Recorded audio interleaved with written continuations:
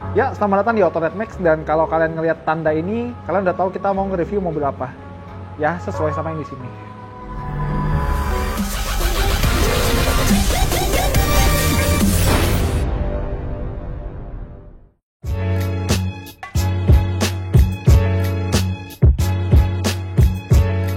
Ya, jadi kita akan bahas si mobil ini, Mercedes-Benz GLB 200. Sebenarnya mobil ini dulu ada konsepnya, namanya GLB juga, dan versi yang bisa kita beli sekarang itu nggak jauh beda sama yang versi konsepnya. Dan mobil ini dulu diperkenalkan dengan pilihan, ada 5-seater, 5 tempat duduk, atau 7-seater, 7 tempat duduk. Dan buat versi Indonesia, kita dapat yang 7 tempat duduk. Selera Indonesia banget kan? Dan dibanding GLA, sebenarnya gue lebih tertarik untuk mengenal si GLB ini, karena jarang-jarang Mercedes bikin SUV ukurannya compact tapi 7-seater. Dan pertama kita bahas dari desainnya dulu. Kalau GLA dia tuh lebih kayak melandai, lebih swoopy, lebih sporty gitu. Dia dibikin lebih kekar, kaku, dan agak kotak-kotak sedikit. Jadi dia mesin ini agak cenderung datar ya. Dan bagian hidungnya dia tegak lurus, nggak melandai gitu. Dan kalau GLA dia garis di groundnya cuma satu, kalau GLB ada dua. Cuma yang gue nggak suka adalah chrome di sini sama chrome di sini. Itu doang. Sama di balik logo Mercy ini ada sensor buat active brake assist. Sebelum kita masuk ke bagian samping, gue bakal jelasin mesinnya dulu. Kenapa? Karena orang yang beli mobil ini pasti pengennya SUV Mercy ganteng, keren, bisa muat 7 tempat duduk, belum tentu peduli mesinnya. Tapi sekarang kita buka aja. Nah, dia ini mesin 1300 cc, 4 silinder, pakai turbo ya pastinya. Dia tenaga sekitar 163 HP dan torsinya 250 Nm. Dan sama seperti mobil-mobil A-Class, CLA, GLA, ada bulat-bulatnya di sini yang jujur gue masih kurang paham maksudnya apa, tapi ya mereka orang Jerman, pasti ada fungsinya. Dan kalau misalnya kita lihat, dia emang mesinnya kecil dan dia pakai penggerak roda depan dan transmisinya kopling ganda. Terus kalau kita lihat lampu depannya, dia itu punya kayak 2 garis LED DRL yang agak mirip sama salah satu SUV gedenya Mercedes, GLS. Dan sekarang kita mulai lanjut ke bagian sampingnya. Kalau kita lihat dari peleknya, dia tuh modelnya nutup sama kayak A200 yang hatchback atau yang sedan. Cuma karena ini sebuah SUV, dia bagian motif yang dibikin kayak palangnya dibikin lebih gemuk. Cocok sih, ya paling nggak kelihatan lebih maco daripada pelek A200. Dan dia pakai ban RFT, makanya ntar kalau di bagasi kita nggak nemu ban serep, itu wajar. Dan di sini ada cladding-claddingan plastik biar kesan SUV-nya tuh dapet gitu ya. Dan kalau ngeliat mobil ini, gue suka warnanya. Jadi seperti gue bilang dari dulu ya, gue bosen ngeliat Mercedes tuh hitam, silver, putih, abu-abu. Ngeliat warna kayak gini tuh seger gitu ngeliatnya. Dan warna ini namanya adalah Galaxy Blue. Namanya Samsung doang yang bisa Galaxy, Mercy juga bisa. Dan dia udah punya akses keyless go ya, jadi tinggal kita masukin tangan kita ke handle-nya, kuncinya langsung ngebuka, spionnya juga langsung ngebuka. Dan ngomong-ngomong spion, di sini dia nggak ada kamera ya, jadi mobil ini belum punya kamera 360, tapi seperti yang gue bilang, dia bisa parkir sendiri karena dia ada active parking assist. Di atas kita dapat roof rail ya, dan kalau misalnya di GLA yang didesain lebih sporty, dia dibikin nyatu sama bodi. Tapi kalau di GLB karena dia lebih rugged gitu ya, lebih tough, dia dibikin kayak roof rail apa adanya, jadi sedikit lebih tinggi daripada atapnya. Fungsional ini pasti. Dan kalau misalnya kita lihat dari samping, mobil ini emang cenderung agak mengotak, tapi gue belum rela kalau dia disebut sebagai baby G-Wagon. Jadi karena kalau G-Wagon yang beneran itu kan istilahnya kayak gapuro lah, ini mah puro-puro. Oke, sekarang kita lanjut pembahasannya. Kalau kita buka bagian pintunya, dia juga nge-cover sampai bagian bawah biar bagian dorsilnya itu nggak kotor. Jadi celana kita bakal tetap bersih meskipun mobilnya kotor. Kedor. Nah, sekarang kita lihat bagian belakangnya. Dia punya lampu belakang tuh sama atau mirip ya kayak Mercedes-Benz GLS yang jauh lebih gede dan kelasnya lebih tinggi di atasnya. Dan seperti Mercedes lainnya, dia punya kamera mundur itu ngumpet. Jadi kalau lagi nggak dibutuhin dia ngumpet, kalau lagi masuk gigi mundur, dia nongol dari sini. Dan gue masih nggak terlalu cocok sama seal chrome di sini. Sama dia ada sensor parkir seperti gue bilang, dan lagi-lagi knalpot palsu. Ya begitulah. Tapi karena dia Mercedes, dia udah punya power tailgate. Dan ngomong-ngomong power tailgate, ini kuncinya kita bisa lihat dia kunci Mercedes normal. Kita buka aja.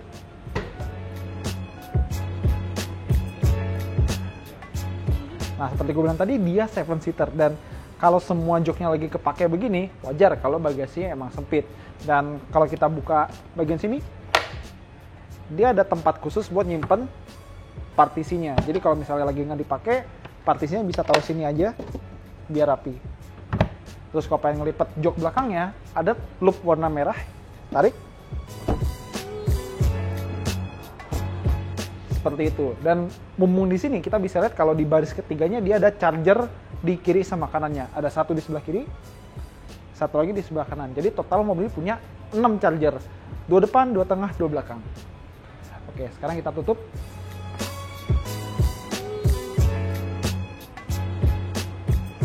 Karena ini kan SUV 3 baris, gue paling penasaran sama baris ketiganya. Tapi sebelum kita masuk, perhatiin deh di dekat sini, dia ada stiker tinggi penumpang baris ketiga maksimal 169 cm kalau mau nyaman. Tinggi gue 178, gimana ya? Coba aja lah. Oh ya, untungnya akses baris ketiganya masih mudah. Karena begini. Ini. Jadi dia one touch sliding. Ya, sebenarnya ruang yang tercipta nggak lega-lega amat, cuma ayo kita coba.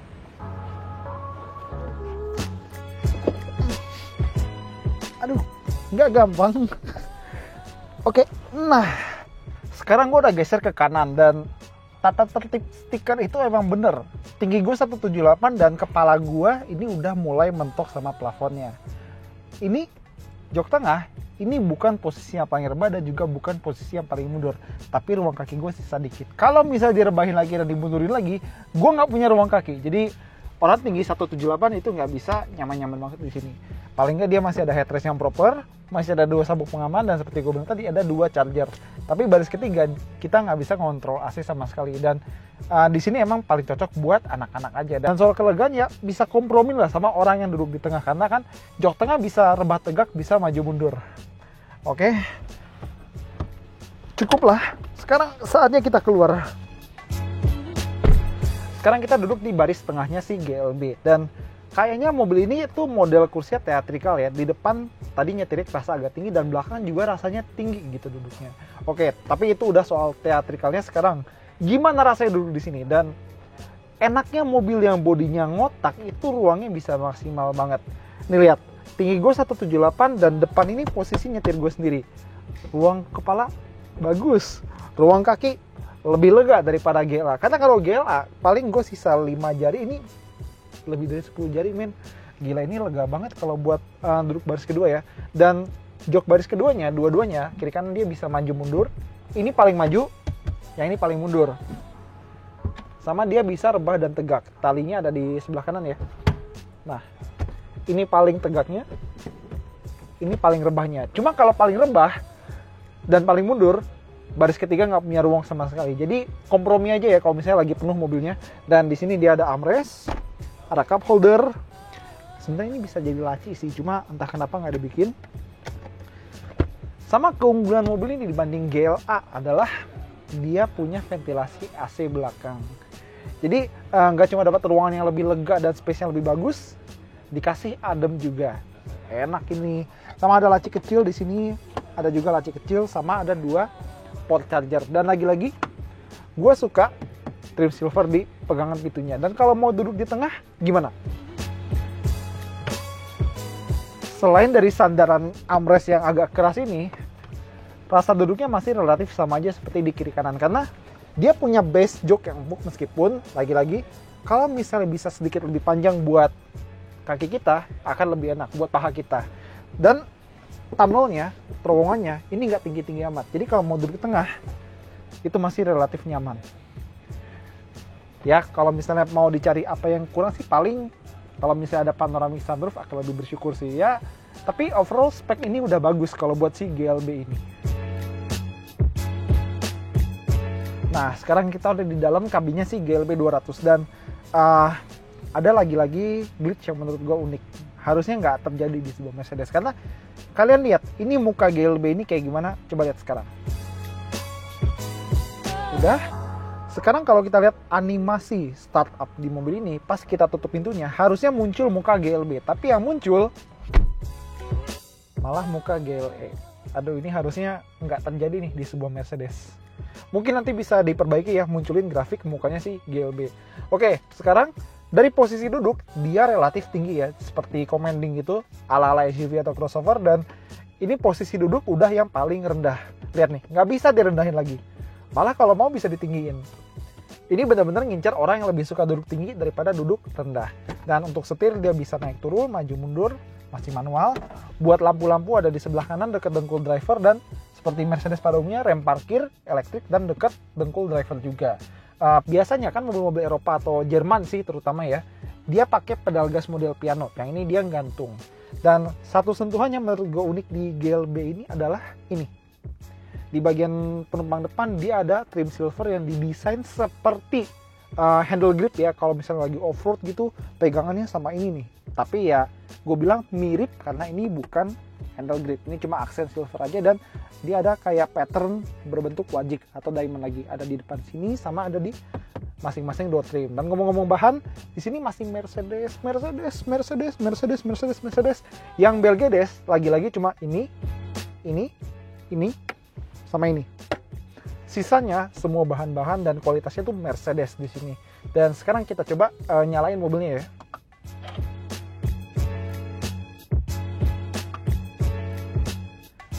Seperti biasa dia ada touchpad di sebelah kanan sama di sebelah kiri. Yang kanan buat di sini, yang kiri buat layar tengahnya.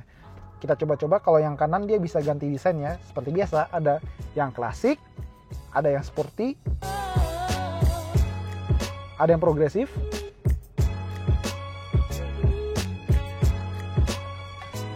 terus ada juga yang sederhana. Nah kayak gitu. Tapi ya tinggal dipilih-pilih lah sukanya yang mana. Nggak tergantung drive mode kok. Dan karena ini adalah Mercedes yang pakai MBUX, dia punya banyak banget cara buat ngontrol layar tengahnya. Bisa dari touchpad di tengah sini, bisa pakai yang di setir, yang sebelah kiri, bisa touchscreen, atau bisa juga tinggal bilang, "Hey Mercedes, how may I help you? Change the ambient light to white."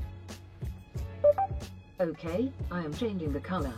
Nah, dia mengerti perintah-perintah macam itu. Nah, karena dia MBUX, dia bisa connect ke Apple sama Android. Dan karena gue nggak punya Apple, gue langsung connectin ke Android. Ini udah connect pakai kabel USB-C ya. Langsung muncul menunya di sini. Nah, tapi kalau misalnya kita pakai Android Auto atau Apple CarPlay, kita nggak bisa kontrol dari sini, cuma bisa dari touchscreen. Seperti itu. Dan lagi-lagi gue suka desain AC-nya karena ini kayak turbine jet, dan ambient light-nya juga ngaruh ke warna AC-nya. Jadi kalau misalnya ambient light-nya warna putih, kayak sekarang di sini juga lingkarannya warna putih. Dan di bawah sini kita dapat kontrol AC yang dual zone. Jadi penumpang sama driver itu temperaturnya bisa beda masing-masing. Jok elektrik buat dua penumpang depan, ada 3 memory seat, dan bisa sandaran pahanya dimaju mundurin. Masih manual tapi cukup lah, bagus. Sama kalau kita turun ke bawah sini, lagi-lagi ada panel piano black yang pasti fingerprint magnet. Jadi harus rajin-rajin bersihin mobilnya. Kita buka, ada 2 cup holder, ada laci, terus ada power outlet, sama ada USB Type-C buat Apple CarPlay sama Android Auto. Tapi nggak ada wireless charging di sini. Oke, kita tutup lagi. Terus ada touchpad di tengah buat layar tengah ini. Di sini ada mode berkendaranya, ada Eco, Comfort, Sport, sama Individual. Terus yang gambar P sama kamera ini, dia adalah Active Parking Assist. Jadi dia bisa parkir sendiri dan keluar parkiran sendiri. Terus di sini dia ada laci, lumayan dalam, dan ada lagi slot USB Type-C. Dan dia punya blind spot monitoring yang bisa bantu kita kalau misalnya ada entah kayak pejalan kaki, motor, atau pesepeda yang mau nyelonong. Biar kita kalau misalnya mau keluar, dia ada warning, titit, hati-hati ada pesepeda atau ada motor mau lewat. Biar dia lewat dulu, baru kita turun.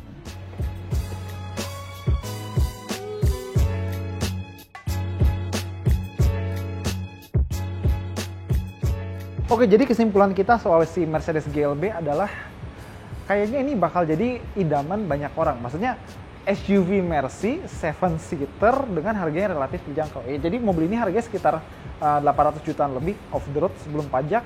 Dan seperti kita bilang tadi ya, dia punya banyak banget gimmick-gimmick yang menarik. Ada MBUX, terus interiornya cakep, terus 7-seater itu tuh idaman orang Indonesia banget. Dan gimana rasa nyetirnya kita bakal laporin nanti kalau kita bisa dapat unit test mobil ini. Oke, semuanya itu aja dari Otot MX. Thank you banget udah nonton, dan jangan lupa kasih jempol buat video ini, jangan lupa kasih komentar, dan jangan lupa subscribe-nya. Saya Hilario Satrio, pamit undur diri. Hati-hati di rumah aja. Dadah. Cek dulu, tes. Tes. Langsungnya kita lihat Android Autonya. Oke, kita ke home-nya. Mana ada WhatsApp lagi?